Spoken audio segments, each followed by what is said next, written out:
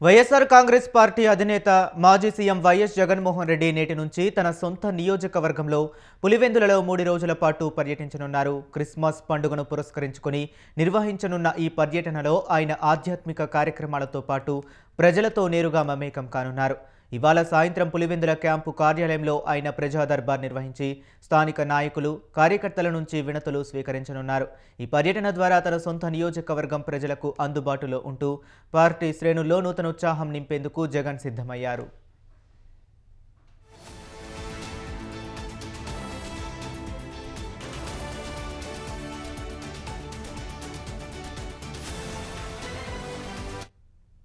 ఈ పర్యటనలో భాగంగా రేపు ఉదయం ఇడుపులపాయలో జరిగే క్రిస్మస్ ప్రత్యేక ప్రార్థనల్లో జగన్ పాల్గొంటారు. అనంతరం సాయంత్రం బకరాపురం క్యాంపు ఆఫీసులో మరోసారి ప్రజా దర్బార్ నిర్వహించి ప్రజల సమస్యలను అడిగి తెలుసుకున్నారు.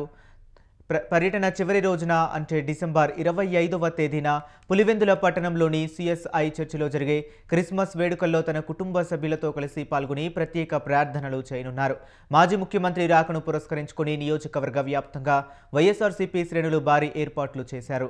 ఇక ఇదే అంశం గురించి మరింత సమాచారాన్ని మా కరెస్పాండెంట్ అబ్దుల్ అలీం ఫోన్ లైన్లో అందిస్తారు. అబ్దుల్ అలీం, చెప్పండి.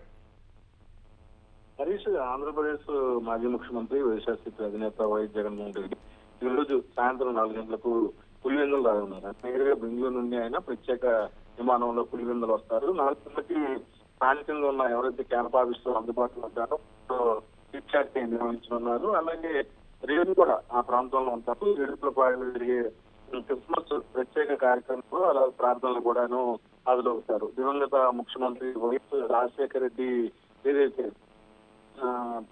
ప్లేస్ ఉందో ఆ స్థానిక ప్రాంతంలో ఏర్పాటు చేసిన కార్యక్రమంలో కూడాను వైఎస్ జగన్ పాల్గొంటారు. అంతేకాకుండా వారి కుటుంబ సభ్యులతో కూడాను ఒక రోజు ఉండే కనిపిస్తుంది. అలాగే 25వ తేదీ అంటే క్రిస్మస్